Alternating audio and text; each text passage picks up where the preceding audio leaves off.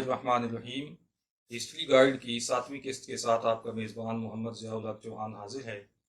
ناظرین محترم، بیت المقدس اور فلسطین کے حوالے سے ہماری گفتگو کا سلسلہ جاری ہے۔ آج اس سلسلے کا آخری پروگرام ہے۔ پچھلی قسط میں ہم یہاں تک پہنچے تھے کہ 9 دسمبر 1917 کو برطانیہ اور اس کے اتحادیوں نے فلسطین پر قبضہ کیا اور بیت المقدس پہ ان کا کنٹرول ہو گیا۔ اس کنٹرول حاصل کرنے سے تقریباً 1 ماہ پہلے 2 نومبر 1917 کو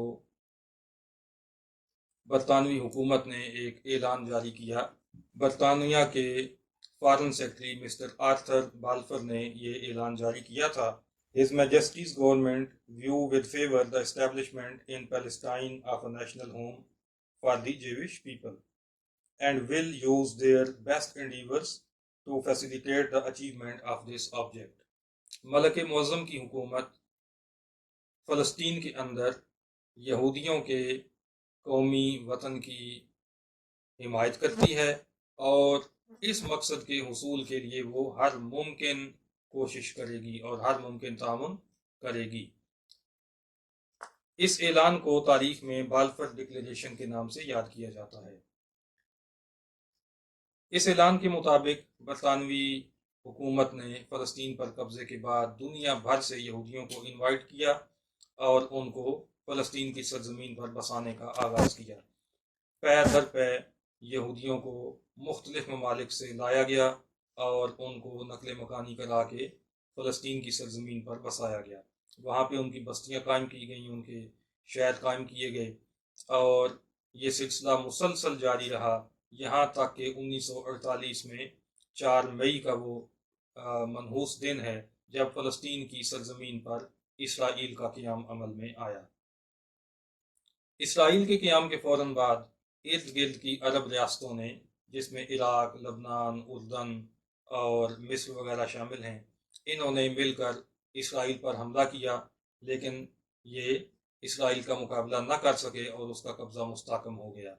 اس کے بعد اسرائیل نے اپنی جارحیت کا سلسلہ شروع کیا جو آج تک جاری ہے۔ کئی جنگیں ہوئیں، ہزاروں مرتبہ فلسطینیوں پر حملے ہوئے اور آئے دن ہم خبروں میں یہ سنتے اور پڑھتے اور دیکھتے ہیں کہ مسجد اقصیٰ کی بے حرمتی کی جاتی ہے اور فلسطینیوں کو بے دریغ قتل کیا جاتا ہے، ان کی املاک کو تباہ کر دیا جاتا ہے اور یہ مظالم کا سلسلہ اور بیت المقدس کی بے حرمتی کا سلسلہ تب سے جاری ہے۔ اس سلسلے کو روکنے کے لیے عالم اسلام نے کبھی بھی کوئی ٹھوس منصوبہ بندی نہیں کی۔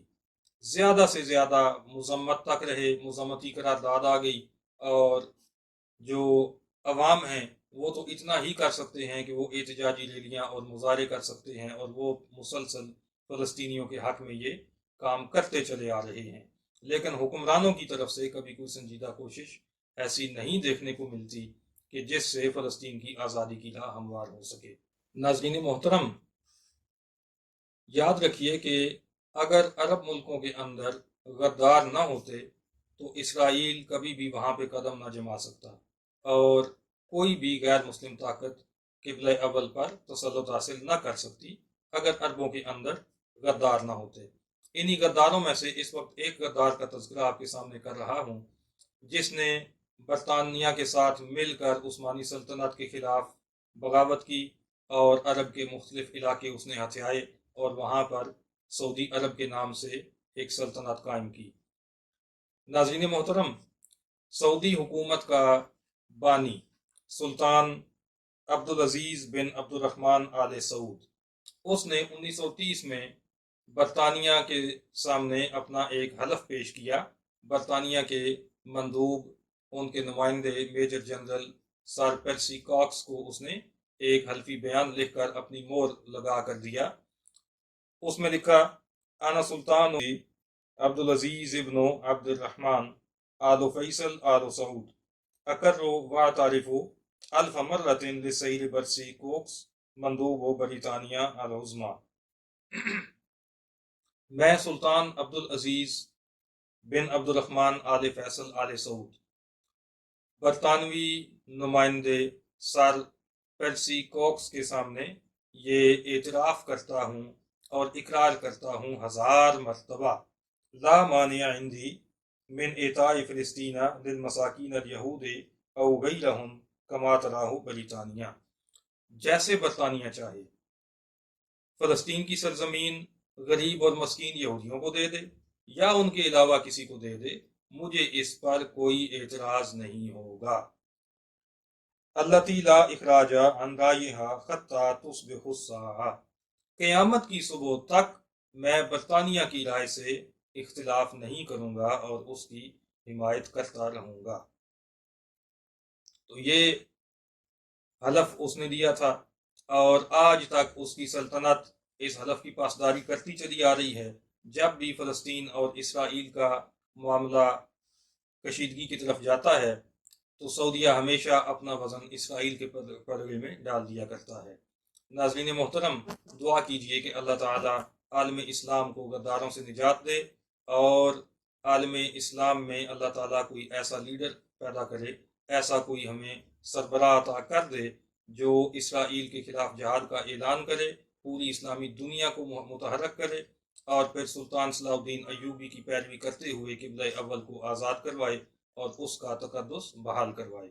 अल्लाह ताला हमें ये दिन देखना जल्द नसीब फरमाए। इस वक्त वीडियो के इख्तिताम से पहले एक आखिरी चीज़ आपके सामने रखना चाहता हूँ, बड़ी दिलचस्प चीज़ है। वो ये कि एम.ए.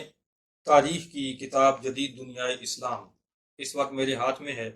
आप जानते हैं कि तालीम में एम.ए. एक बड़ा दर्जा होता है।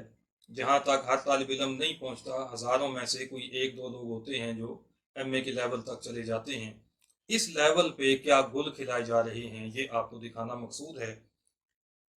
बाल्फर डिक्लेरेशन, जिसका इब्तिदा में जिक्र किया गया, उसका चैप्टर है और इसके अंदर राइटर ने लिखा, बरतानिया का ये ऐलान तारीख में ऐलान बिल फौरी ऐलान के नाम से मशहूर है। बाल्फर को उसने उर्दू में लिखा हुआ कहीं पे देखा, उसको उसने बिल फौर पढ़ा और फिर उसका तर्जुमा ब्रैकेट में कर दिया फौरी ऐलान। और इस बहस का जो उन्वान दिया उसमें फौरी ऐलान से ही मुतासर होकर उसने उन्वान लिखा ऐलान फिल फौर। कहीं पे ऐलान बिल फौर और कहीं पे फिल फौर। इससे ये बात भी हमारे सामने आई कि इस राइटर को तो इतना भी मालूम नहीं है कि ये ऐलान जिस शख्स ने जारी किया था बाल्फर उसका नाम था और उसके नाम पर इसको ऐलान बाल्फर कहा जाता है।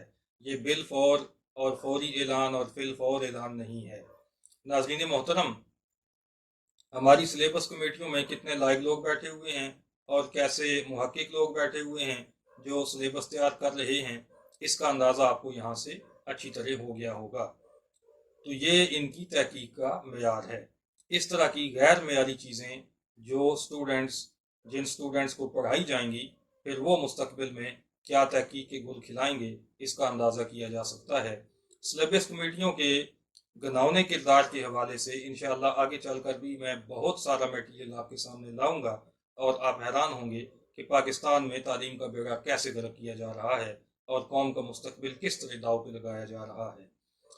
डॉक्टर यूनुस भट्ट एक ज़माने में जंग में कालम लिखा करते थे। ये अर्ली 90s का दौर था, मेरा दौर तालिब इल्मी। बड़ा दिलचस्प कालम हुआ करता था, मैं बड़ी बाकायदगी से उसको स्टडी करता था। उस वक्त उन्होंने तालीमी निज़ाम पे, पाकिस्तान के अंदर जो तालीमी निज़ाम है, इस पे एक कालम लिखा था। उस कालम का एक जुमला ये किताब देखने के बाद और इसके ये जुमले देखने के बाद मुझे बड़ी शिद्दत से याद आया। डॉक्टर साहब ने लिखा था कि हमारे यहाँ तालीमी इदारे, स्कूल्स और कॉलेजेस इसलिए इतनी कसरत के साथ बनाए गए हैं कि तालिब इल्मों को जहालत की तलाश में मारा मारा ना फिरना पड़े। इसी के साथ इजाज़त दीजिए। फी अमानिल्लाहि व रसूलिही।